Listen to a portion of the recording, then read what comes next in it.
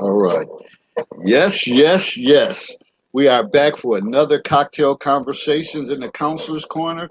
I'm your host, David Lorenzo Glover, aka the Controversial Counselor, C2, whatever you want to call me. And joining me is my co host, Herb Lewis, the Big Bad Wolf. Ah, this scenario we will be discussing is called Johnny Blaze. Yeah, Johnny Blaze. We are streaming live on Facebook and YouTube tonight. So let's take a look at the scenario Johnny Blaze. Tierra had recently started dating Johnny the past month and a half.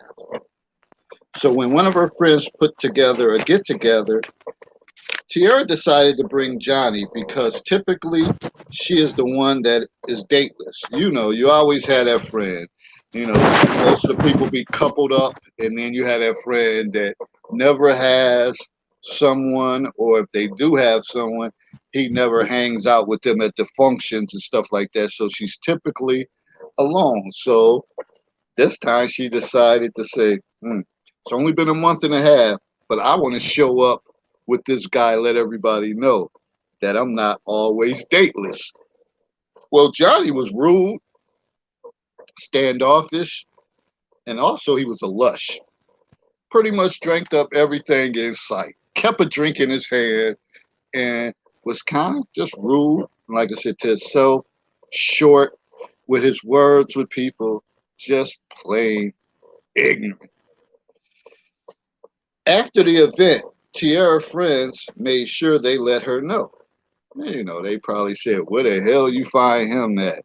Or he was ignorant as hell. Like, girl, don't ever bring him around us anymore. Which brings me to the question of how long do you wait before you invite someone around family and friends? And what is your stance on a bad first impression? Like, are you able to say, look at some of the particular circumstances and say, you know what, maybe he or she was nervous. I'll try a different environment and maybe it'll be a better outcome. Or are you just cutthroat and say, nah, that's it. You fucked up. You cut a fool in front of my people. I'm done. Also, don't forget to like and share our video, and please subscribe to my YouTube channel, The Controversial Counselor. So mainly, this is about first impressions and what are your standards um, as far as non-negotiables, what you'll go for, what some of the things that you might have a little leeway on, or some things that you say, nah, you do that, you're done. You're done. We got nothing to talk about. Lose my number or whatever the case. So it should be an interesting conversation. I see Eric said I'll wait almost 6 months or something before family or friends. Ooh, 6 months. Yeah. I mean, and I guess there's nothing wrong with that. Usually after 6 months, they, start showing their true colors anyway, if you can hold out that long. But see, a lot of times people, and I'm going to throw this out there. Some then again, I know I'll get pushback on this, but most of the stuff that comes up, holidays and all that stuff, are geared for women. So they're more apt to say, hey, I want to make sure I have someone. But then at the same time, when I post stuff like that, they're like, oh, hell no, they ain't coming around in for a year or something. They can't do this. They can't meet this. Which I always kind of think, I don't necessarily check for all the stuff that I read, the commentary, but I hear what you're saying, Eric, whatever.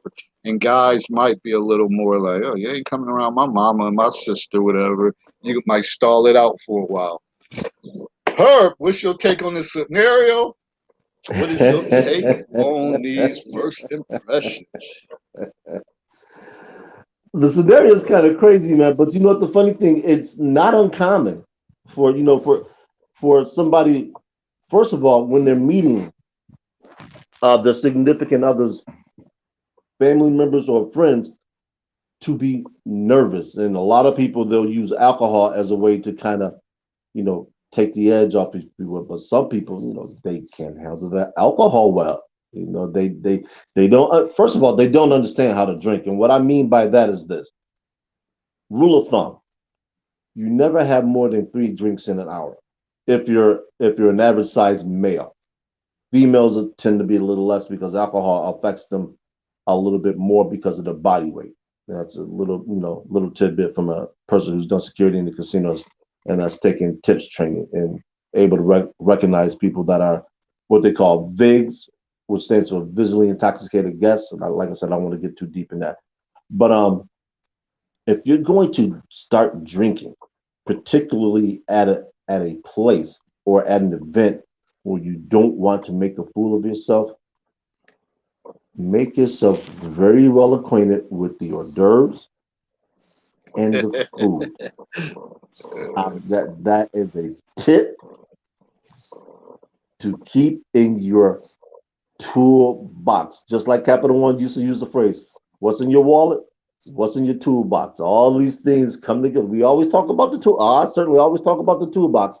And David likewise talks about KYP, know your personnel. So, ladies, if you have a friend, a male friend that you're trying to ingratiate to your female friends, because they're going to be your first judges, then your family, and you don't know how he responds to alcohol.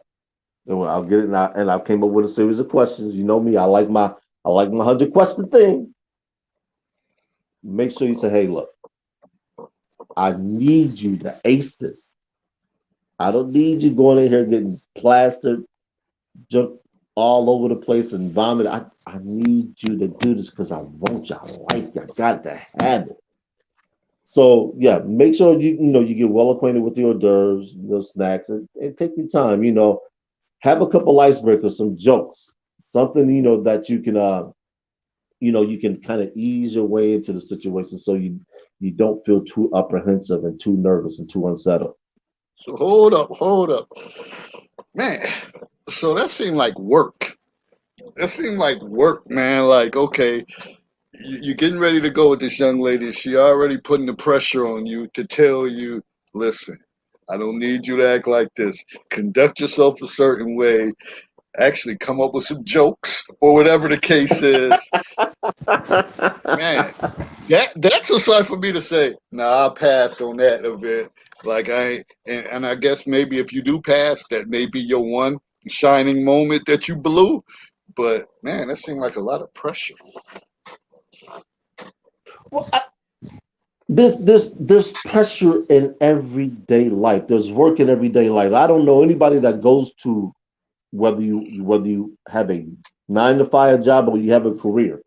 I don't know anybody that doesn't deal with some type of pressure. I don't know anybody that's not doing some type of work. The For me, the thing I always like meeting new people. I like to see what conversations I can engage in, what I can learn, culture.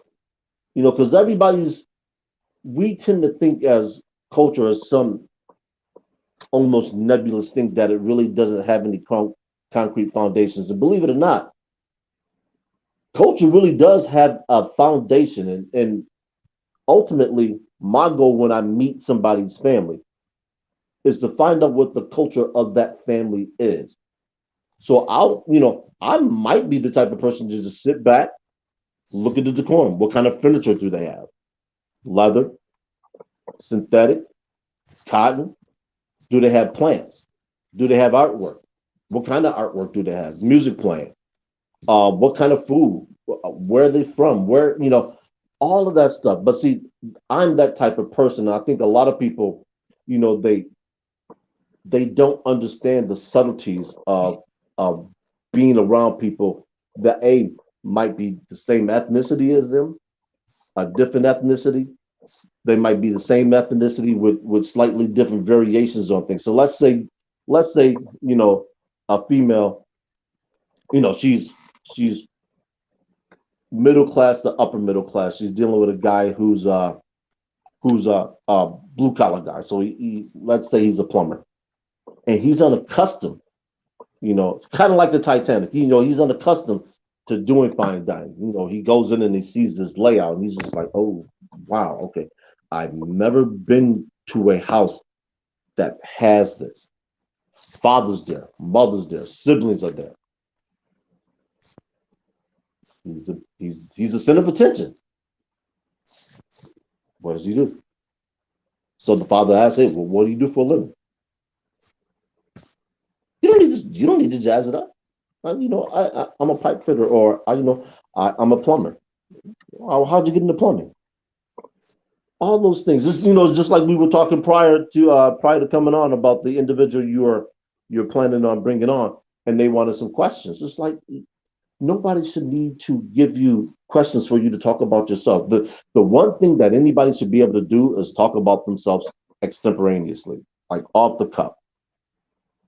You should need a questionnaire. You should need a blueprint. You should be able to sit there and talk about yourself till the cows come home, and do it in a manner that makes you look good. You don't have to look great, because that sets the expectation for them. So what you're trying to do is just who you are, what you do, you know, kind of what makes you tick, if you will. Now, I'm not saying you have to give them everything, but give them enough to know that their daughter, or if you happen to be a female, I'm sorry, if you happen to be a male, that their son chose a good person to prospectively get married to. It's not the biggest job interview, if you will, you're gonna have, but it is an interview of sorts. So you just want to do well in the interview. You don't need to impress anybody. The person you probably need to impress has already been impressed by you. That's why they're bringing you home. So all you got to do is, hey, don't drop the baton.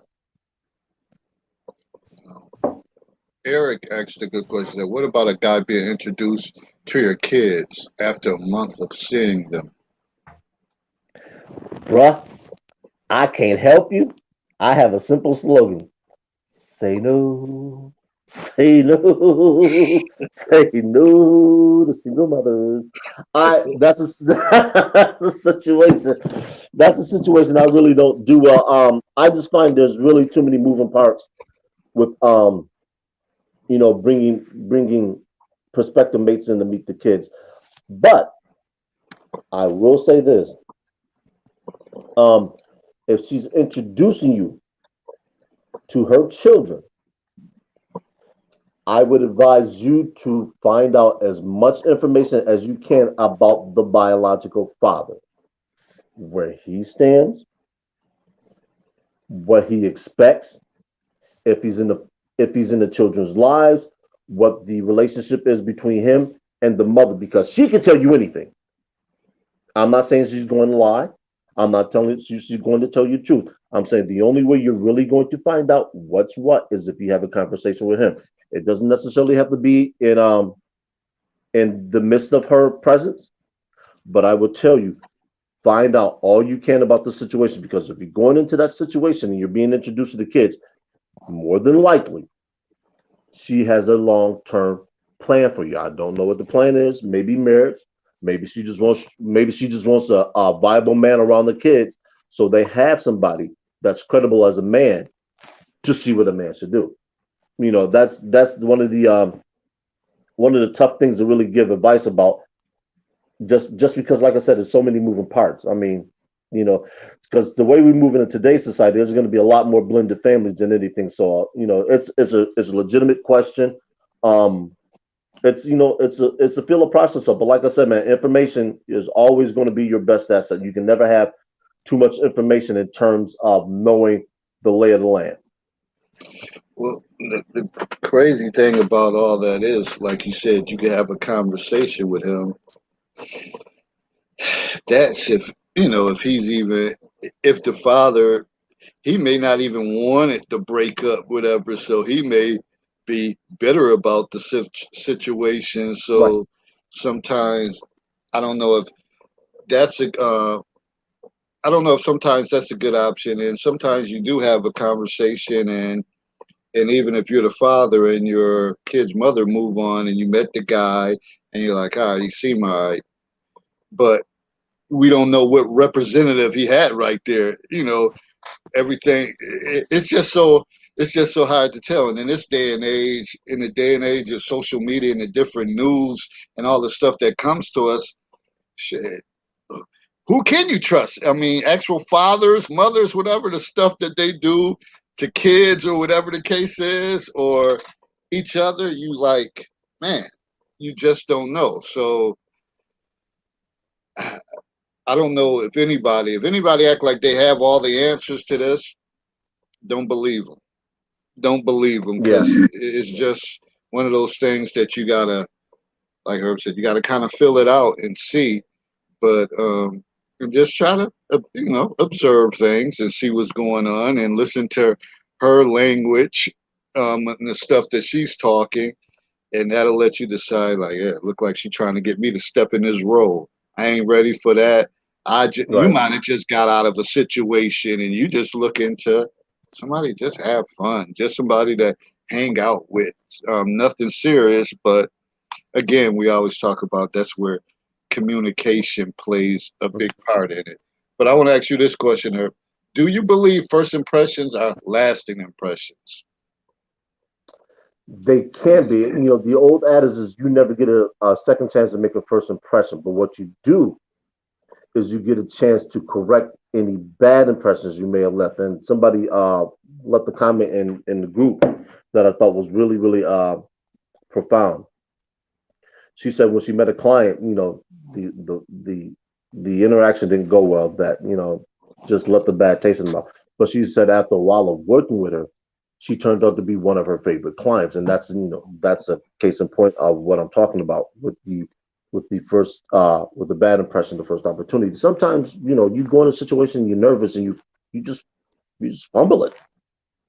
You know you we have those days where we're not hitting on all them P's, all them Q's, and you say you get beyond the situation. You say, I messed that up. I messed that up. I didn't do that right. I didn't do that quite as as well as I could. It was like take an Olympic gymnast who was flawless through trials. They get to the Olympics and they just have a bad performance. Any other time they do well, they sit back and they say, what, the one opportunity I had on the stage that I wanted, I didn't do well. They may not get another shot for another 4 years, being that the Olympics only comes around once every 4 years. But let's say somebody else equally has a bad outing. So now they get another opportunity. They go back out there and they ace that opportunity. All of a sudden, now what happened before don't even matter. So sometimes you get a second chance to rewrite the bad that you did. The question becomes, can you take advantage of that? And that also depends on the person that you didn't perform for, or whatever the case is. Mm-hmm. Is it something that they see in you that they say, you know what, I know he was nervous, or I know, he came around my family. My family, they could be assholes, or whatever the case is. So Tough. Hey, you got some tough customers. maybe the next time I'll, we'll do something independently or just us or whatever the case is. So I guess it always going to depend on the individuals. There's not going to be no absolute like a cut and dry, cookie cutter approach to these answers. But far, I guess it also depends on your tolerance level and where you at in your life. That sometimes you just say, "No, I can't do this. I already know how this movie gonna play out. So I'm not. There's no second chances or whatever the case is." Me, I would hope somebody would get a second opportunity, but a lot of times that's not the case. Once once Yeah, somebody blew it, they blew it. yeah, and that's the unfortunate part of meeting, somebody's family or friends. Especially if they're really impressionable or they hold a lot of weight. in that person's life, especially with parents, especially with women. Men tend to be a little bit more independent. And I think some women are actually moving that way. But some parents, especially fathers to daughters, he'll sit there and he'll be like, nah, I'm just not getting the positive vibe. I'm not getting that good energy, honey. This is my advice. Get rid of him. Find somebody else that's more confident. He's more at ease being himself because I just don't see it working. And that's the unfortunate part. You have some fathers that mean well, and sometimes they may misread the situation. Like David just said, you might get somebody that knows you better, so they're willing to give you a pass because they understand how you perform. But some people aren't willing to. And for that, it's just sometimes you have people that's family members, friends that's out to sabotage that person. So for me, I'm always I'm always the type that's gonna ask, who gonna be over there? Like and try to get a feel for the environment because I don't want to be the showcase. Like, yo, I'm not gonna be here that everybody gonna be asking me questions or whatever the case is. So that might be the deal breaker right there because you might say, well, damn, so you can't come over here. No, if it's set up a certain way and it's all the regulars and then it's just me and all eyes on me, no, I don't want that shine. I'm good with that. I'm good with that. And some people relish that opportunity, but I'm like, nah, I don't want that spotlight like that.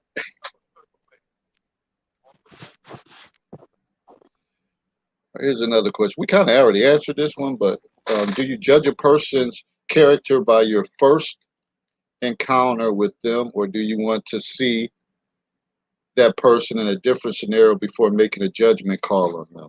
We just lost her, but I'll kind of tackle this. Again, like I said, it depends.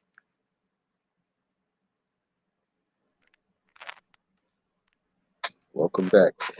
I had just asked the question, do you judge a person's character by your first encounter with them, or do you want to see that person in different scenarios before making a judgment call on them? And I was saying, I mean, it depends, and I some think it people, some depends. people will.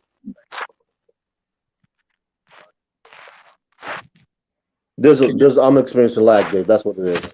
My connection is not great. Some people will. I mean, it like you said earlier, it all depends on the person. Hey, they could be having a bad day, so they may want to ruin somebody else's day. They're saying, you know what, I'm not having a good day. I'm in a foul mood, so I'm not in the best frame of mind to judge somebody. So I'm harsh. I'm going to be overly critical, not because I want to, but just because that's just the type of mood I am, the mood I'm in. Pardon me. So this individual comes there, you meet them, and they're just giving you that look, sizing you up. You say the wrong thing, use the wrong word, use the wrong phrase, try to insert some humor where it just falls flat, and all of a sudden now you're persona non grata. They looking to jump on everything you do that they consider to be wrong. That they consider to be a faux pas, and you can't win. You feel like you fighting two people at the same time. You got one hand tied behind your back. You just saying, what can I do? Everything I say, I get a disconcerting look. They making me feel kind of uneasy.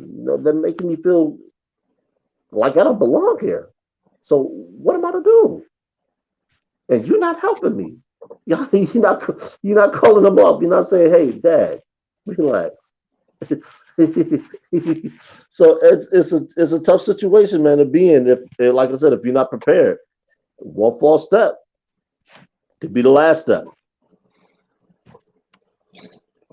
Let's see. Christine said if it's the new individual that does something uh, racist, do you give them another opportunity to make an impression? Some people might. That depends on what the graciousness is. Did they bring a nice bottle of wine, ice wine? You know, did they bring the mother uh something? Did they bring something to the festivities besides themselves? That those are things that a lot of people don't understand. Is they always say never show up to a party empty handed. So by showing up and doing something like that, you might actually score brownie points. You might actually ingratiate yourself. The father be like, oh, okay, you know what? He's thoughtful or she's thoughtful. You open your mouth and say, hey, you know what? I recognize that painting from the museum I went to and such and such. And all of a sudden now they see you recognize art, you got some culture, you have some consideration. You just don't show up empty handed looking to stuff your face. You seem to be well mannered. You speak well. You don't come in with your pants hanging off your behind, speaking like you don't know proper English.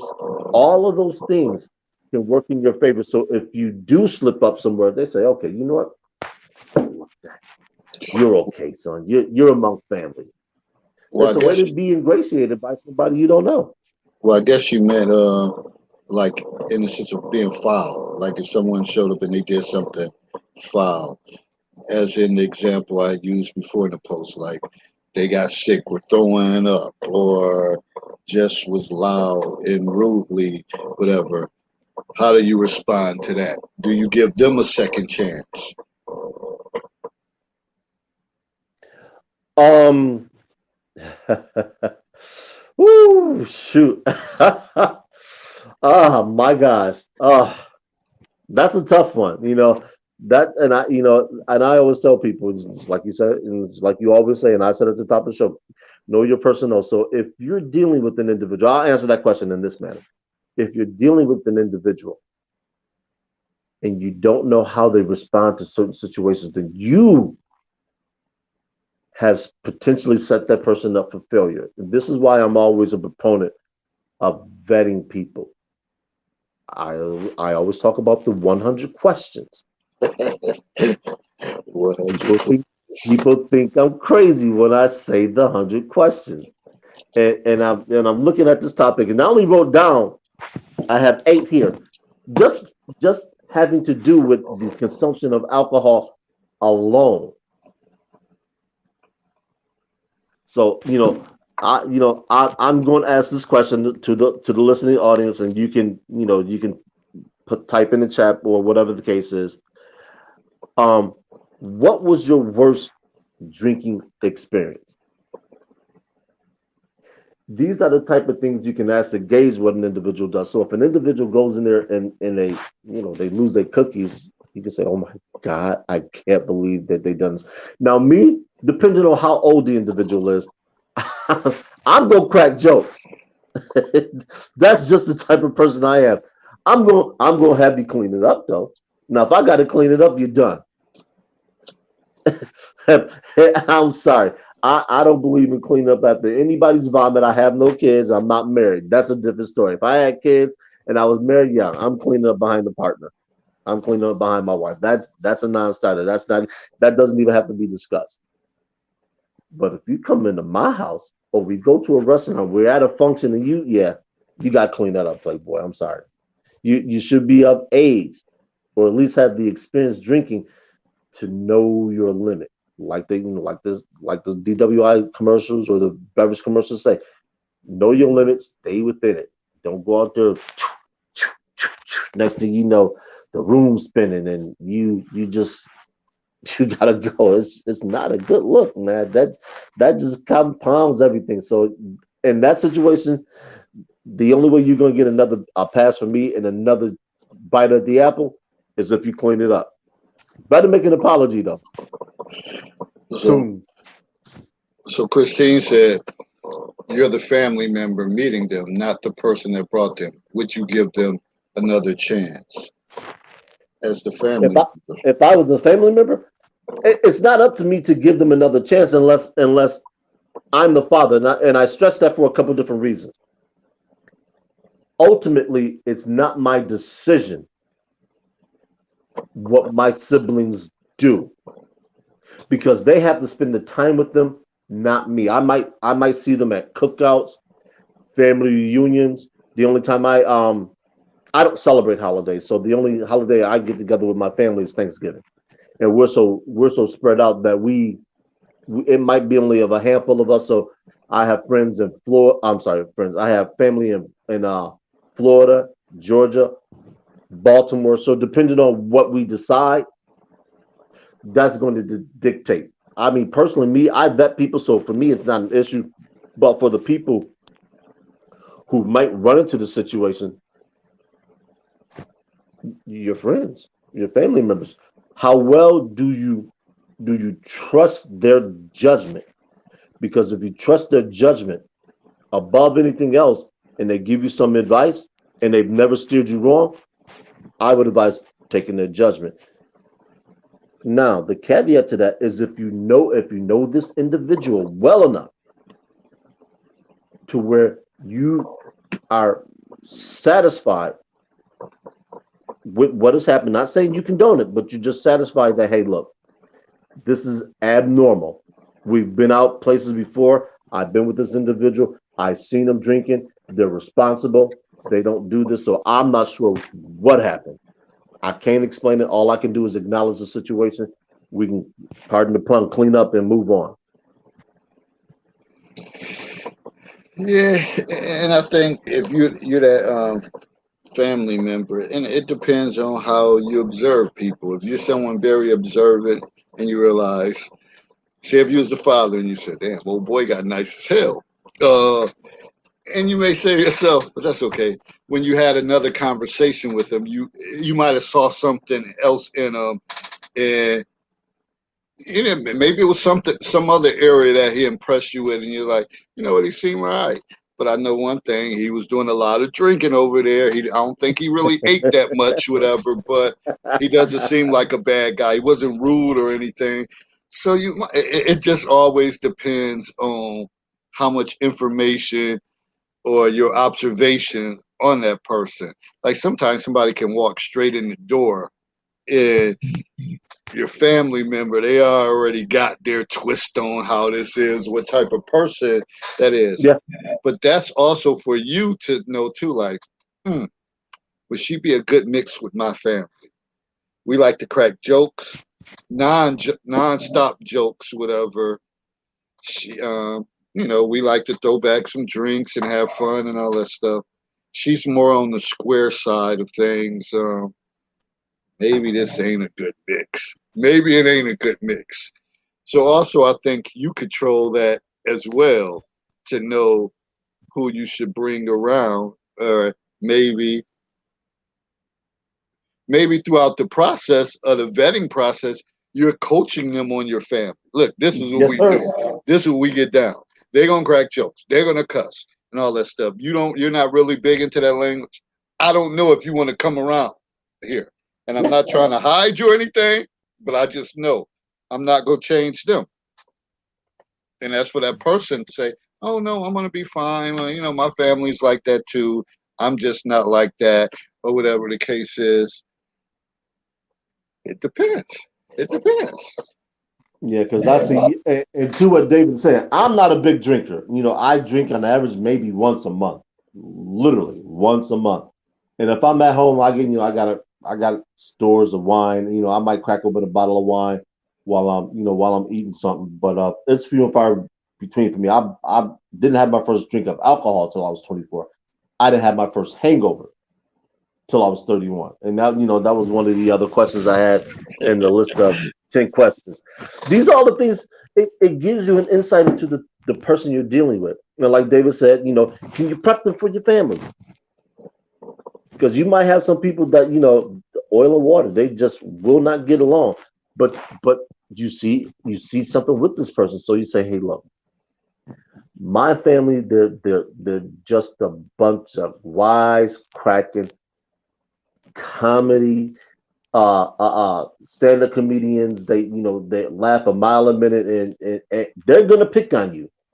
You know that plaid shirt you wear? They're gonna talk about it. You know those off brand name sneakers, them Skechers you wear, they're gonna talk about it. You know them glasses that look like they, you should have got rid of them 5 years ago.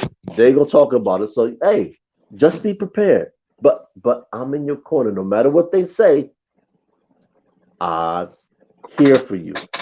Because you got some people that are going there, they'll throw you to the wolves and they'll just sit back and be like, mm, ooh. And he's sitting there, or she might be sitting there looking at you for some help, and you just sitting there twiddling your thumbs, not giving them any kind of assistance, no cover. And then they get out of here just like, why did you do that to me? Why did you set me up like that? You just let me walk in there, no prep, threw me to the wolves, and they ate me alive. You think that individual is going to be happy? Do you think that individual might even want to be with you anymore if you're going to do them like that? So you got to know who you're dealing with. You have to give them some advance warning so they understand what's expected of them. And I'm recorded expectations, but this is the one time where you can help them do well. Help them. Christine came up with a couple of things. She said I was on a date where the guy took me to a close friend's function. I overindulged, didn't do anything to embarrass myself, but the ride home, baby, I had to tell him to pull over. Everything came up. Did make friends with the did make friends with the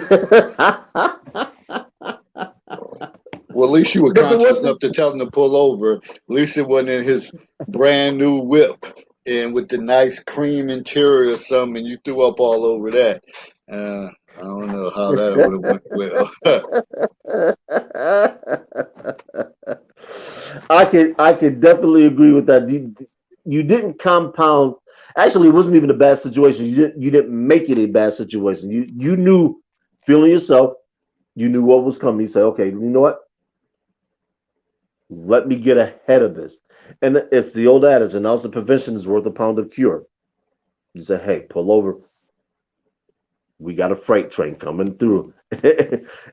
And I'm going to assume that you made it out of the car. There was no cleanup. You probably had to go home, brush your teeth a little bit because you had that taste in your mouth. But you made it through, which is which is all you want to do. You want to be able to make it through the outing, not embarrass yourself. You said you didn't do that, and live to fight again. You want to live to be in the situation again. Now that you've had some knowledge, you say, okay, you know what? Let me hang out at the hors d'oeuvres table. They might ask why. You just say, because you know what? I don't handle alcohol well on an empty stomach. I haven't ate today. Shovel it in your mouth. Slow yourself down, and you'll be okay. All right, I got another comment for her. Then I got one from Breeding Hips. That's my ex-in-laws prepared to get roasted. Say it, do the wrong thing, you might get beat up. I warn my daughters before they attempt to take dates there for family functions. You better be careful, even taking a friend. Some people, you know your family. Some people, you got KYP, know your personnel. Like this is not gonna be a good fit. They're not gonna be able to take the humor, the jokes, whatever. And I don't want to be caught up in between because when I'm with my family, I don't feel like I want to have to babysit the Yeah. person I'm with. I want to be, you know, want us to be free. Hopefully, she'll be able to mingle and we just have a good time. And that's some of the things you have to think about. Let me throw Breeding Hips in there. She said, there's a real difference between someone who's behaving badly and someone who may be nervous or not vibing with your people. And that's true. Yeah, and to that, if if an individual doesn't know that individual well, in other words, they don't know how they're going to react in a situation. You step off. Let's say you step off for 5-10 minutes. You have a phone call. Or you talking to uh, in-law or brother or sister you hadn't seen in years, or you playing with the new toddler, playing with the new boy. You playing with your niece and nephew. and they say, "What's wrong with so and so?" You say nothing. He's over there acting strange. Next thing you know, he threw back 3 drinks because he got nervous because you left them alone, and she got nervous because you left them alone. And now you have to take them home before they get to that point where they're losing their cookies all over the place. That, my friends, is not good. So, like you said, there's a difference between being nervous and not getting along. But some people, they'll mask certain things well, and sometimes they mask them too well. So they may look like they're handling the alcohol because they might be sitting down. They might not have gotten that glazed eye look. Oh, yeah, I'm okay. You sure? Yeah. Next thing you know, they come back, head on the table. They sweat profusely, and they say, "Can I have a cup of something?" You say, "Oh my God, he was only here 15 minutes. Is he really a lush?" And now you're in the spotlight. You say, "I can't believe he did this to me." And now you're fuming. You got him in the car, you got her in the car, and you're just hammering. I can't believe you did this to me. How do you have me looking like this in front of my family, my friends, my coworkers? I told them so much about you, and here you are. Everything that I told them just went up in smoke. So it's real. And I guess that's the thing. Again, knowing your personnel and kind of talking about this instead of just showing up. I do believe that that's part of the communication process to talk about what you're about to get into. Even if it wasn't families and it was just like, oh, okay, we're about to hang out with my girlfriend and her, her man, her husband, whatever. You want to know a little bit about these individuals before you go there. So you can kind of say, all right, you can kind of be looking for certain subtleties of like, all right, she already told me about him that sooner or later he was going to act this way, or he says this type of stuff, or he kind of sarcastic.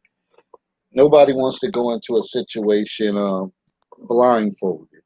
So that's something you have to think about. But one of the questions I wanted to ask,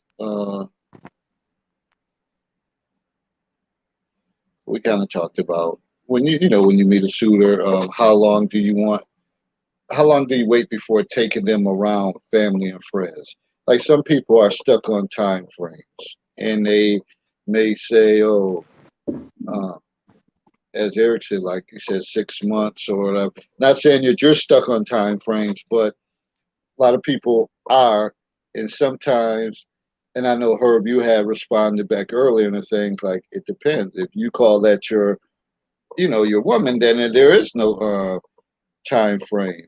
And I think, to me, I look at time and situations and events, like what is going on.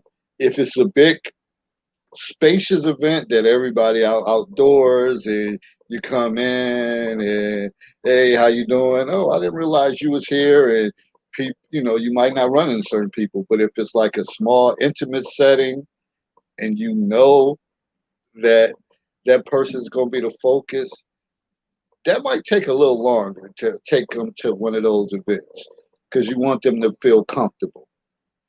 But that's just my take, whatever, because I know me, I'm not a social butterfly.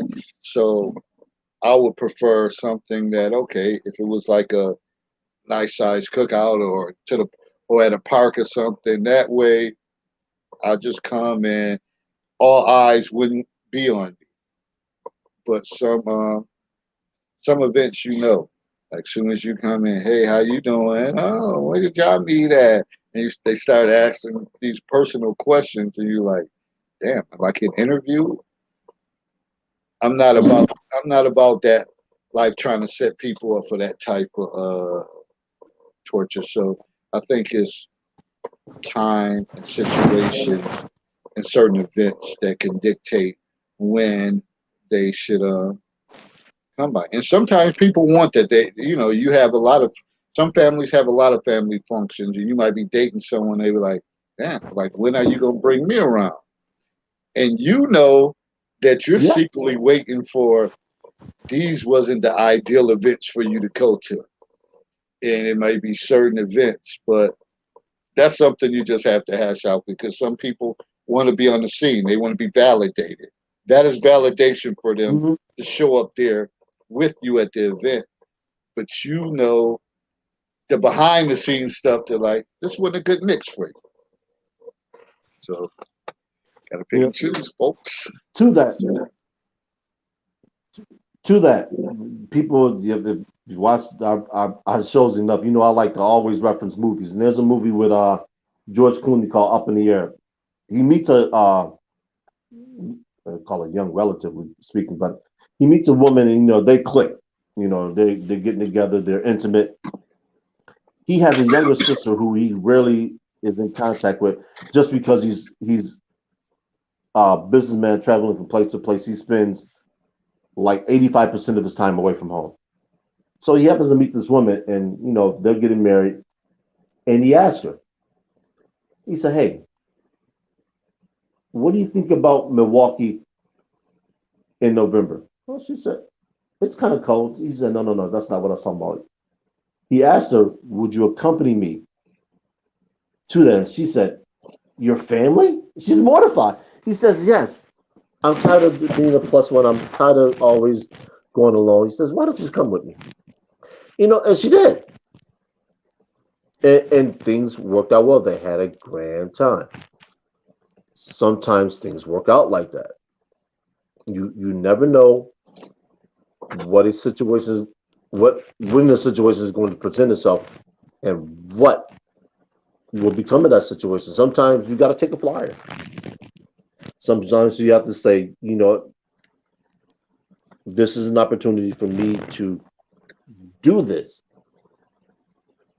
And it also could be an opportunity for you to test yourself. And what I mean by that is this: it can be an opportunity for you to see how you handle stressful situations, and can you rise to the occasion? Can you actually um, fulfill a role?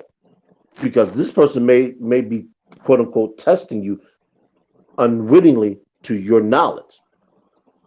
So they're putting you on the spot because they know what their family likes to do. Their family likes to spring surprises. So their family might say, hey, we're having an impromptu cookout. Just bring whoever you want to. And you guys may not be a couple. She might be bringing you as a friend. She might be deciding whether or not she wants to take that step. She might be trying to promote you from the friend zone. She says, "Hey, look, Roger, my family's getting together. I don't want to show up by myself because I always do. They always hassle me. They always hound me. So can you just come with me? Just play like we're together, just so I don't have to hear the question." You say, "Okay." You show up. "Hey, this is your boyfriend." You start looking around like, "Boyfriend? Oh no, we're not." And she gives you that look. "Oh, yes, we're dating." And next thing you know, you're there. You've been put in that position, but you're not in that position. So how do you handle it? Because for her, that might be okay. You know what? Maybe I've been looking in the wrong places for a guy, and I've had this guy here all the time. I talk to him about everything. I confide in him about everything. He's met my family. My family likes him. Not love him, but they like him. He was comfortable with my family. Maybe I should. Never know. Yeah. Well, I guess if you're put in that situation and now you were thrown in there that, oh, you're the boyfriend, but you really had no prior knowledge, guess what, people? At the end of the night, you might get boyfriend benefits after going through that torture.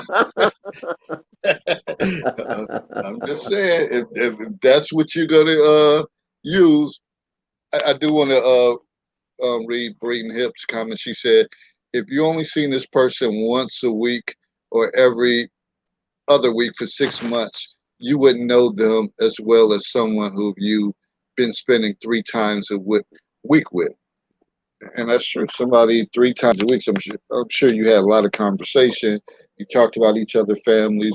You shared different stories, childhood experiences, work experiences. So you're starting to get to know that individual. But when it's somebody every other week for 6 months, sometimes those conversations are far in between, and it seems like it's Yeah. kind of rushed, whatever the conversation, so you may not get the full aspects of getting to know that person. And see, this is why I am a proponent of speaking to people. Have those conversations, even if they're awkward, they feel kind of uncomfortable. People feel like you're prying. You should be. That's how you get to know people. Put them in a situation. Ask them those questions. Because if they're not willing to be open and honest with you, then I would tell you, you don't need to have them in your life. Certainly not as a prospective mate. And, friend, if you want to, I would, say, well, what kind of friend do you want that's not going to be open and honest with you? Your life might depend on it one day. You might be somewhere where you have a flat tire, or you had too much to drink, and you say, okay, you know what? I know this individual's up late. Let me call this individual. Hopefully they can give me a ride home. So you get in contact with this individual. You say, hey, I'm here and here. I've had too much to drink. Can you come pick me up? They say, sure, I'll be there half an hour. Half an hour comes, half an hour goes. Hour comes, hour goes. You call this individual. You can't get in contact with him now. Is that person dependable? Is that somebody you want around you? I mean, this is not a life or death situation, but it's certainly, one of those situations where you need somebody in your corner. So if somebody's not going to be open and honest with you, you can't trust them. And for me, trust is 99.9% of the of the things that I function on. I got to be able to trust you. As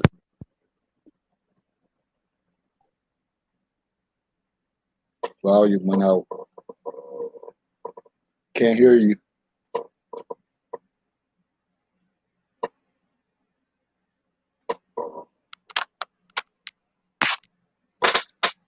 Can't hear you. Can't hear you.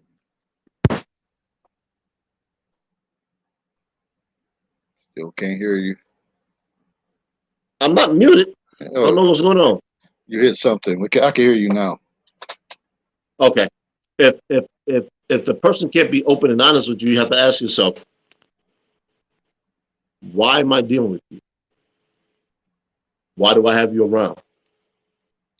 Because you're not a person that I deem trustworthy.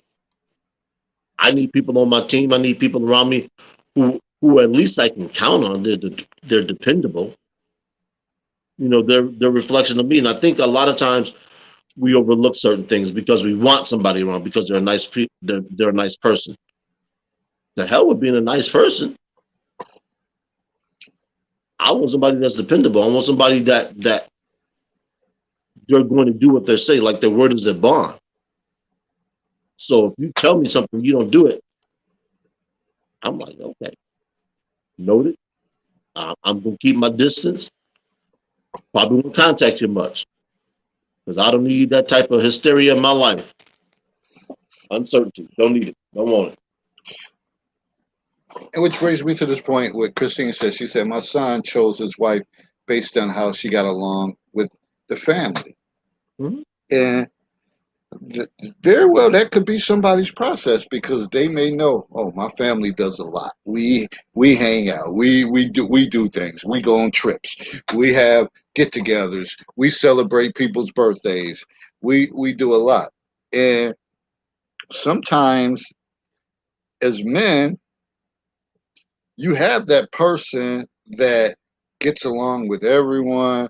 They laugh, they can crack jokes and all that. And then meanwhile, you may have someone else that, damn, she fine as hell. You just can't keep your eyes, your hands off of her. And but yet and still, she doesn't get along with your family.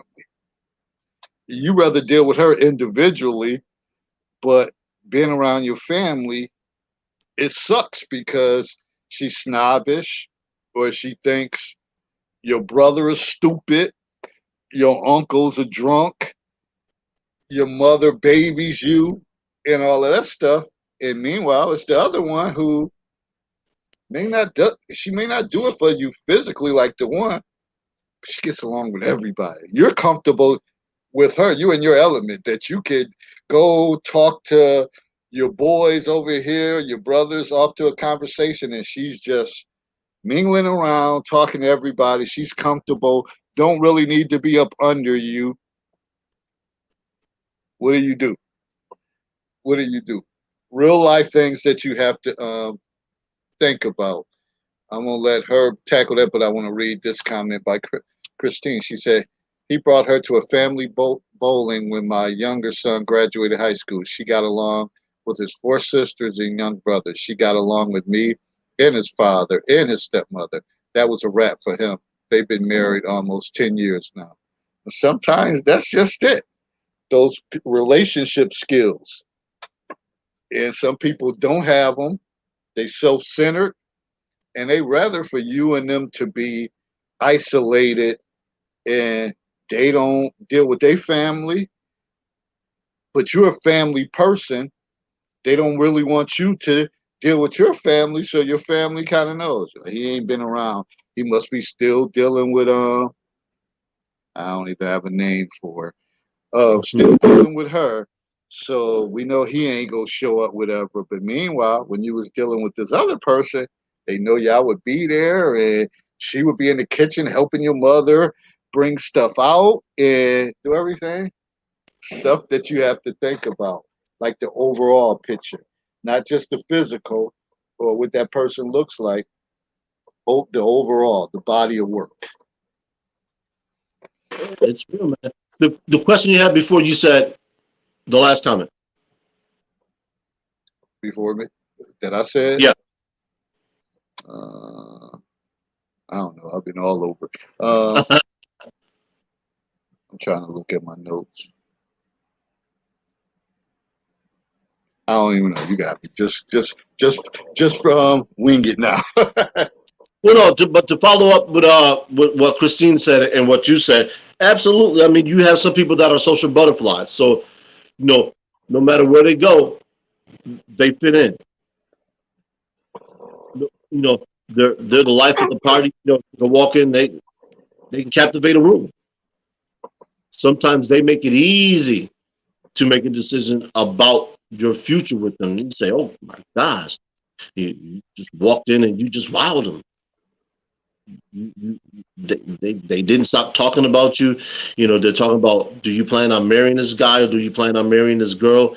She's excellent in the kitchen. She's actually a pretty good cook. She gave me a couple of tips on how to do this and how to do that.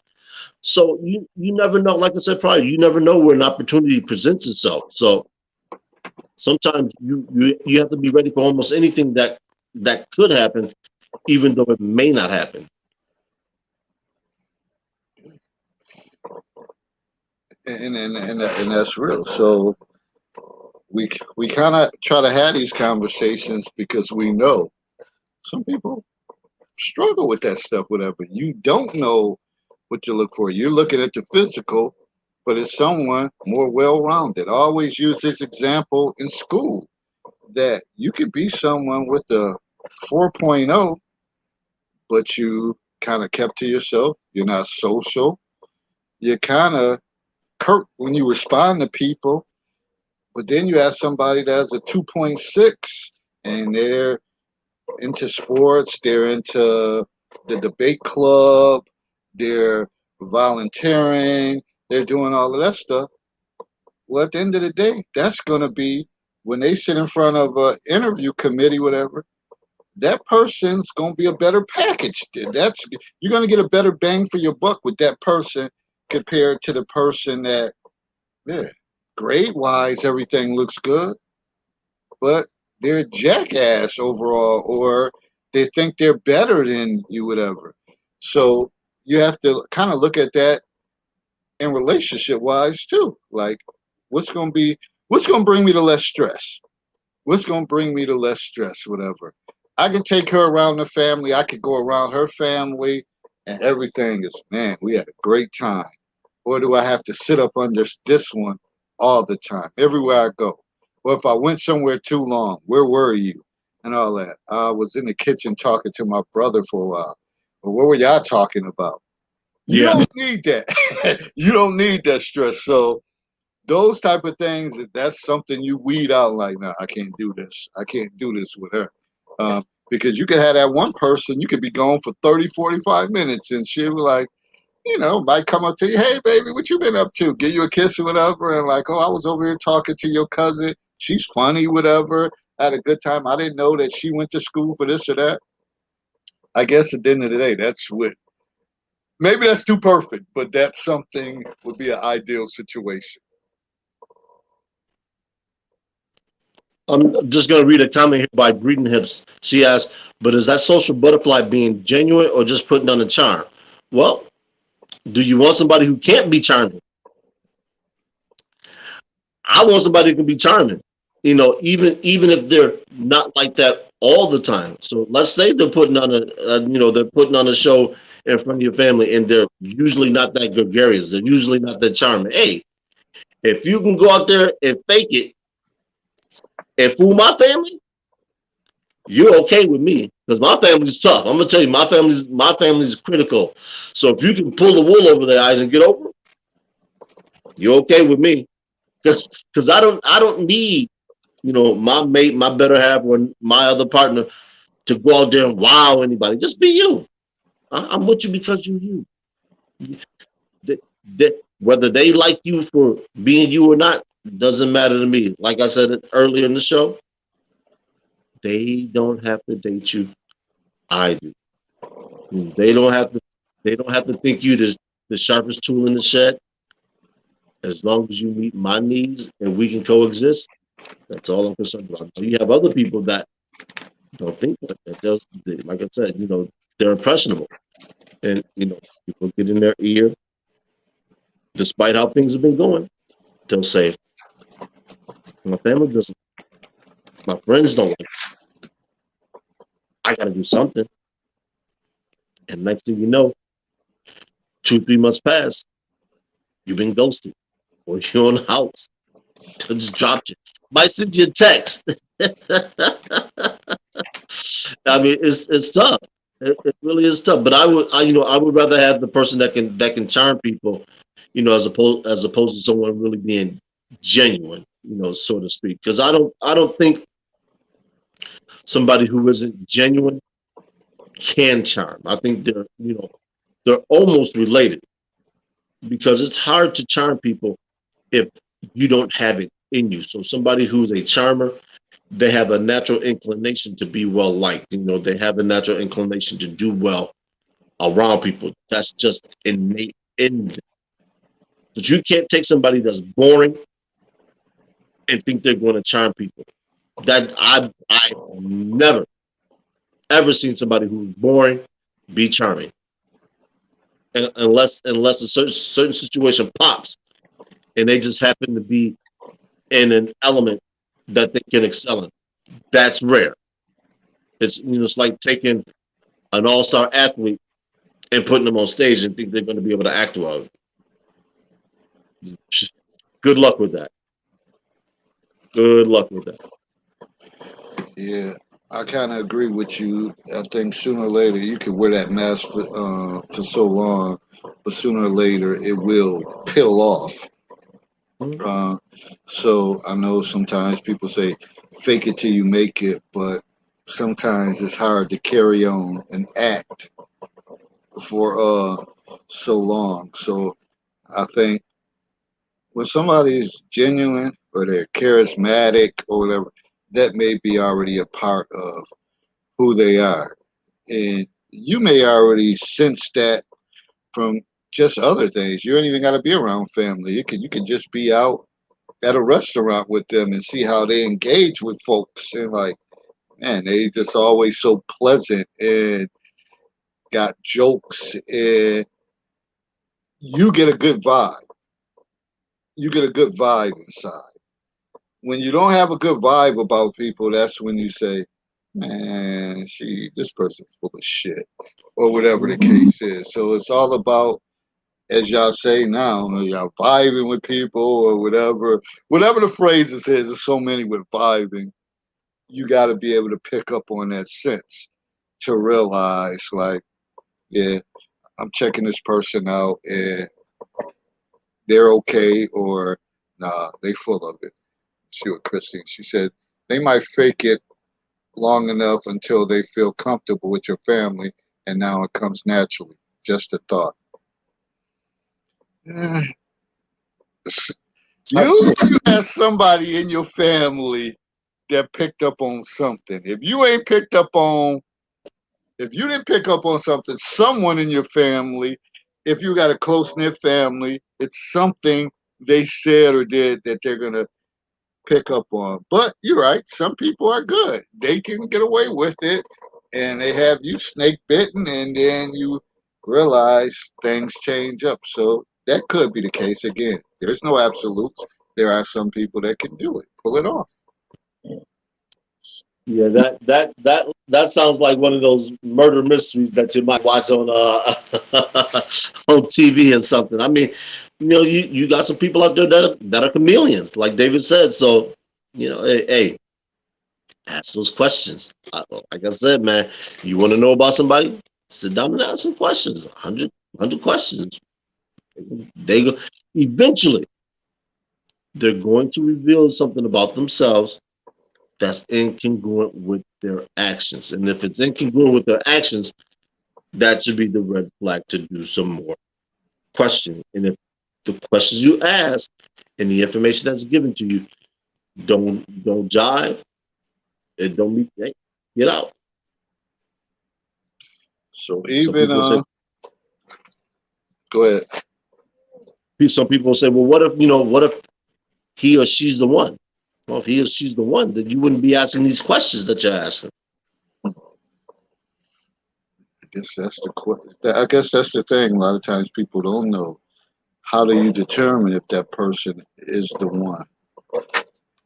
What I wanted to do is go through and kind of read some of the little 5 steps I use for my scenarios in this Johnny Blaze situation. So we already know the issue, but here's some of the perspectives of what some people said as far as that. Depending on how comfortable you feel, it has to be a committable relationship before that person is brought around my peeps. I would have no problem bringing them around my inner circle because I want another set of eyes to give me feedback on my new friend. Someone else said, I value my inner circle's feedback. And sometimes you may get caught up in that person, but your circle sees something different. And if it's a random date, it does not matter if she meets the family. But if it's my potential wife, I have to make sure she lives up to my expectations and she is ready and not just talk. So, some of the knowledge or background information on the scenario, Tierra was a nice, intelligent young lady, but she had poor judgment in choosing guys. And many times her friends who were real critical teased her about her selections. But this time she felt she had a winner in Johnny. But again, there has to be a breakdown in the screening process. And also sometimes the people we are closer to sit back and wait on your demise. Choose your mates and friends wisely, or you will continue being the laughing stock of the party. Now, here are some of the actions as far as this scenario. Sometimes we have to know our surroundings and get a feel for our environment before bringing Johnny Blaze to a big major get together. Do something on a smaller scale. Engage with him in politics or controversial conversation and see how he handles the heat. Yeah. If he shows his ass on that level, let him go. Also, as we get older, we have to figure out who our real friends are. And I can tell you this that this opposite attracts does not work with friendships. Look for individuals who have something in common with you. Stop rolling with flocks of people when you get a certain age. If you have 3 or more people that you call your besties, that is a recipe for disaster. So basically saying, some people like, oh, um, and that's younger, but even as you get older, you might have one or two people that you trust and you can share anything. When you start talking three, four, five people and you sharing stuff with, you can expect your business to be circulated in a bigger circumference than what you thought it would be. Now, here's some of the consequences for the situation. It's the same old movie. If you keep doing what you are doing, it always boils down to choices. Every circle of friend has someone they consider the weakest link, and they are waiting to crack slick on you for social relation issues or they find flaws in your dressing game. If you feel you are the target, it may be time to do a spring cleaning and Febreze yourself away from them and focus on people who truly care about your feelings. So basically, what that's saying is sometimes you have friends and they know she's the dateless one. Uh, she doesn't she doesn't dress to our standards, and they always got something negative to say about you. Doesn't matter how long you've been friends with them if they don't make you feel comfortable. And as you get older and mature, sometimes you have to let them go. You have to find other people that make you feel good and that you're comfortable of. No one wants to be the laughing stock of their friendship, or when you come around, they cracking jokes on you because, hey, you don't have a date. Hey, what do you got on? I don't like that smell. You got that perfume. And the same thing happened with guys. Nobody wants people teeing off on them every time you come in their presence. So that's just it. Yeah, I mean, it is.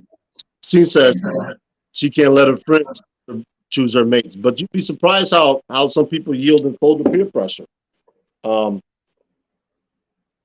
some people they need that reassurance that the decision that they're making is a good decision. Some people they they they lack the confidence necessary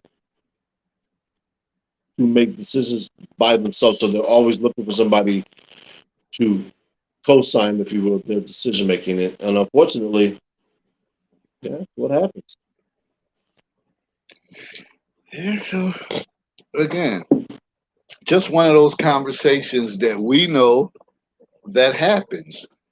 And, no matter how people can fight it and they can make it seem like their situation is perfect, we know that it's times that everybody goes through when they're meeting, bringing some new person into their circle, and they have challenges that they are faced with, whether when to bring them around, when to introduce them to, what events to take them to. All of this stuff happens. Now you can say I do my own thing and bring them around, but that doesn't mean it's going to bring you much success. Christine said, I've seen women crack nonstop on their man whenever in a social setting, turned to the point everyone around felt uncomfortable. Yeah.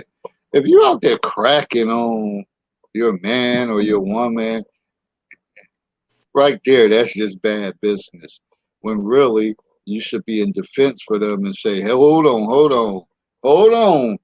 Even when your boys cracking jokes on you and they saying something that they might not mean any um, you know, serious intent to harm them, but as a man, you might say, "Yo, you gonna get off her? You gonna get off? All right, now you gonna get off her," and that lets her feel like he has my back, and vice versa. If it's some girls cracking on your guy, and you say, "Wait a minute now, uh, better focus on your man. You're gonna leave mines alone." That goes a long way. That goes a long way. Even though people may have been joking, it may be a joking situation. But more than likely, if it's three or four people, somebody's really trying to take a serious dig and they may not be joking. But you got Right. to set the tone and say, nah, we ain't going to do that right here. Yep. Absolutely. Christina said, can't expect them to be comfortable around your friends and family when you're the one cracking on them. Oh, no, you cracking on them then. What the hell are you with them for? You can crack on each other alone and have fun like that, but if you get to the point that you're embarrassing them in front of others, then why are y'all even together? Like, it's Yeah. unless it's some vindictive thing to say, yeah, I can't wait till they get around my person. I'm gonna make sure I say this or say that. And that in that case, whatever, that's really some teenage stuff, whatever. As you get older, then let them be, and you go your separate way. I know Big Herb got to get ready to go to work. We gonna get out of here. Yeah. Closing comments. Herb, what's your comment about this subject? Johnny Blaze, first impression, standards. 100 questions. You want to know how somebody is going to act in certain situations? Role play. I know it sounds crazy, but just do a little Q&A. Especially alcohol is a funny thing because we're moving through the summer. We're gonna be coming up on Memorial Day, so there's gonna be an opportunity for some drinking there. But then we're gonna get into the major holidays, Thanksgiving and Christmas, and we all know how the eggnog flows around those holidays. And if you start courting somebody right now, and well, cupping season will be coming up soon, and Yeah. you know,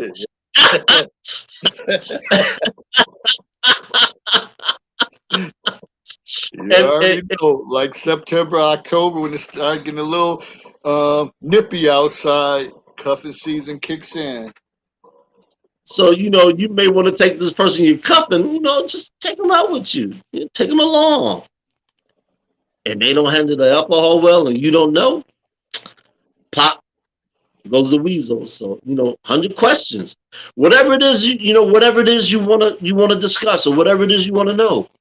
100 questions. Start with a basic question and just throw in some fillers, put them in there, little wrinkles, conversation starters. I always tell people, never be afraid to delve into the person that you're dealing with. Just don't. So how I close. Growth and understanding occurs in the gray area. Godspeed. See you next time. I'm gonna close out, and I'm gonna piggyback on her. Some of you may say 100 questions. Well, you may not have 100 questions, but you may take 20. You may take 25. Certainly, what he's saying is not wrong because you're getting information from that person. So if you say, "Well, I don't want to do 100, but I want to do 15 or 20 questions," just like I always equate stuff to sports, and I think about the West Coast offense when they had 15 scripted plays to begin the game with. You may say on this date, I got 5 questions that I gotta have, and I'm gonna find a way to get them in. And if you go on four or five dates with this person, depending on how many questions, you may have 25, 30 questions that you ask this person and they have no idea. You may just be able to have it flow in the conversation. Now you got something you're working with. But when you don't ask nothing or whatever the case is, or you're not a good questioner, then you're gonna get what you get. But in this case, this Johnny Blaze situation, sometimes people do things because they don't want to look a certain way in their friends' eyes. And in this case, Tierra just wanted to have a date. She wanted to show up with someone, so they wouldn't say, she don't have nobody. She's dateless again. But you have to look at how the outcome of it and first impressions and standards and all of that stuff go hand in hand. And we always talk about there's always parallels and connections to these conversations. Think about it. Use it. Put it in your toolbox, as Herb say, and be prepared. And don't think we just don't hear JBT and just be talking to be talking, because a lot of this stuff is based on experience from what other people say, what research says, so just enjoy the conversations, share the word, and let's keep growing. Let's keep conversing, and let's keep having these type of conversations because they're meaningful. And right now, it's somebody. It's about to be Friday night. It's nice outside. There's somebody like, damn, me and Jerome supposed to be hanging out. Now you got some things to work with while you hanging out. It's a cookout coming up this weekend, and you told Jerome he can come through. Pull up, Jerome. Now you got something to work with to see. Like, okay, are we going to take this any farther? How did he respond to this? Just something to think about. All right, I'm not going to belabor the point. Thanks for everybody who joined in on the chat. Thank you, Herb, for being my co-host, and we'll see you on Monday. And we might have some All right. smoke on Monday night, so you never know. All right, we out. Everybody have a good weekend. Be safe. Talk to you next time. Peace.